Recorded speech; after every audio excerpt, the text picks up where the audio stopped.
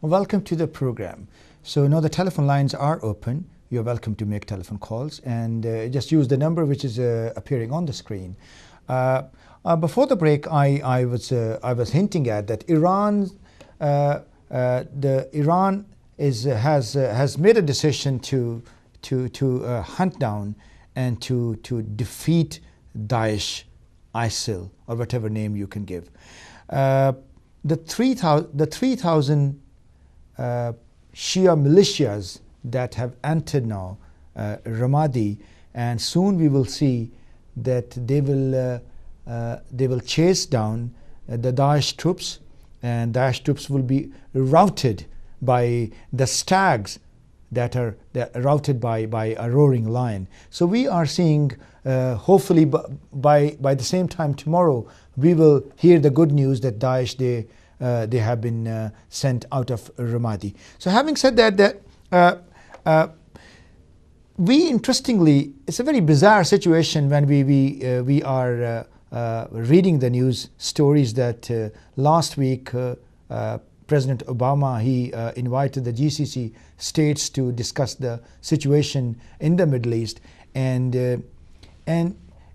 King Salman did not go himself. Otherwise, that was a level, because the President of the United States, if he's inviting, then the level equal to that is the monarch. He should have traveled himself. But he had some domestic issues, and some people, they really the dissenting members of the royal family, like Makran and other people, a few of them, they were executed also. And Makran, Prince Makran, who was at one time, who was the heir apparent, he is in the jail now. So $100 million per year being spent on defense, procuring equipment. Now, in addition to that, I don't understand. It's not discernible that they still require a missile shield around them. From whom? So do you think the S-300 missiles which Iran is planning to buy from Russia are so lethal that they can beat the weapons which the Saudi Arabia and other 5 GCC states they are buying, spending $100 billion per year? $100 billion per year, a lot of money. We can't count the zeros with that. So but the thing is, recently I was going through an interview by General Stanley McChrystal, who was a very strong, in 2008, 2009, he was the NATO ISAF commander in Afghanistan. But because of a controversial statement given by one of his staff members, a colonel, he was called back by the Pentagon. So he was asked to relinquish his charge, and then came the most ambitious military commander in the modern history of the United States, General David Petraeus, who at that time was the head of the CENTCOM.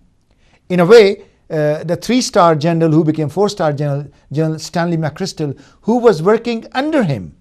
And usually it used to be a junior command, and the CENTCOM commander was Petraeus. So Petraeus said to the Secretary of Defense that, all right, let's call him back, and I'm going myself to Afghanistan and to deal with the people over there. So he went himself, and he lowered down himself from being a head of the CENTCOM and coming down to a smaller command, which was in Afghanistan as head of NATO and ISAF troops over there. So this is, now as General Stanley McChrystal, and I quote him, he said, Iran is a democracy and a rational actor. So this is a very big statement by a former military commander, and who served for 38 years in the US Army, a commander of an elite force. So he went on to saying that Iran should not be written off only because the Americans do not agree with Iran's political system and political values. We have a caller, and okay, the telephone lines are open now, so you can make telephone calls. So he praised Iran's role as a responsible democratic nation in the region and very responsible military state in the region, who do not believe in aggression And in the last 5,000 years of recorded history, no aggression has been taken, no aggression has been carried out by the Iranian nation. So John Kerry, he is when he is writing about his estimates about the Iranian nuclear negotiators in the leadership of Foreign Minister Jawad Zarif, Ali Akbar Salehi, and other members like Abbas Arakchi, who met with him in Vienna, who met with him in Lausanne, who met with him in Geneva. And so he praises the responsible leadership, the astute diplomacy of Iran. And so he is hopeful, he is optimistic, and so John Kerry says that he has all the confidence and trust in the Iranian leadership. So we will definitely sign something before the end of June to make things happen. Now, another person who was the Mandarin of European Union foreign policy, Catherine Ashton, who just was replaced recently by Federica Mogherini, the Italian seasoned diplomat. So Catherine Ashton used to hold Iranian delegation and all the members of Iranian delegation that these people are the people we can do business with. But the thing is, like people like the American statesmen like Chuck Hagel, the Foreign Secretary of Defense, and again, a very important member of the American delegation who are taking part in these negotiations, nuclear negotiations with Iran. Another person, Wendy Sherman, the expert on energy issues. I mean, she shared with some of her colleagues that the information which most of the Western countries and Western leaders they hold about Iran is more than 20 years old. So Iran of 2015 is still a very vibrant country, responsible country, and a country that does not owe anything. So the people in IMF, Christine Lagarde, people in the World Bank, I mean, they keep offering the loans, the support, the financial aid to Iran, but Iran is a country that can say no. So what we are seeing that General Stanley McChrystal's observation about Iran and Iran's leadership, and the observation of a seasoned diplomat, Secretary of State John Kerry, and the observation made by even Angela Merkel, the German Chancellor, about the Iranian nation and their meaningful willingness to sign off this agreement, and ensuring that they have proved their point, they have proved their argument that Iran is not pursuing weaponized nuclear development at all. So like I said before the break, that Iran's military, I keep interacting with people when I go to ziyarat in Iran, the people in the religious leadership in Qum and Mashhad. The thing is, Iran very religiously, with conviction, is pursuing the military doctrine which is provided by the Quranic the command that do not transgress, do not go beyond the limits, do not use the disproportionate force against your enemy, and always defend yourself. Don't offend. So Iran's doctrine is based on defense. So saying all that, let's see what makes Iran an ideal military partner as part of the coalition to defeat Daesh. That non-aggression, defense, and balance, equilibrium in their military posture, military doctrine, and very capable political leadership. The commander-in-chief is no one else but the supreme leader himself, who himself was a military commander before he was elected as the supreme leader. So definitely he believes in constraint, in defense, not in aggression. So likewise, the people like President Hassan Rouhani, the capable Foreign Minister Jawad Zarif, Abbas Arakchi, the Deputy Foreign Minister, Ali Akbar Salehi, the nuclear inspector, the nuclear expert, And the advisor on the foreign and defense affairs, Dr. Ali Akbar Velayati, who himself was Iran's foreign minister for 16 years. So these are the people who are dealing with the foreign policy, who are dealing with the military decision making. And in addition to that, and I can recollect, I would like to quote here, a couple of days ago, Iranian Parliament's head of the Foreign Policy and Security Committee, Alauddin Brojerdi, he with responsibility, he said, he cautioned the Saudi monarchy, the Saudi political leadership, that Saudi Arabia is playing with the dynamite. They are not pursuing a good sense, common sense. So likewise, when it comes to Iran is playing its very responsible role in Yemen also. Iran is sending its aid ships and through the Persian Gulf, through the Arabian Peninsula, through the Arabian Sea, and sending to Yemen for the aid. But see the irony of facts. See the paradoxical situation here, that the Saudis who are killing the Houthi civilians, I mean, they want the mandate to inspect and monitor all the Iranian ships, that what they are carrying.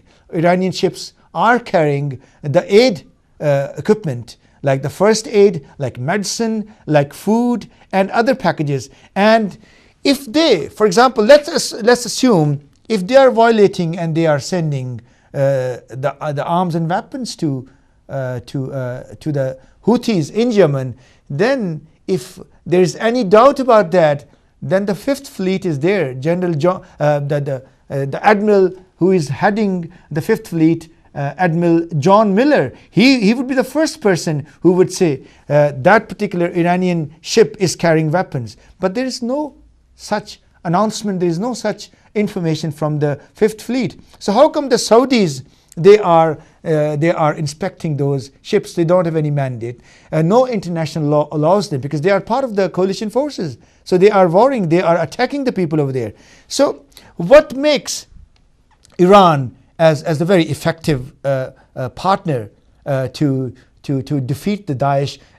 I tell you very frankly, Iran alone, if it's given a mandate by United Nations, that Iran alone can hunt down Daesh. Iran alone is capable to eliminate the threat of Daesh in the Middle East. So the military capability of Iran is all indigenous, self-reliant, and they have secured their borders.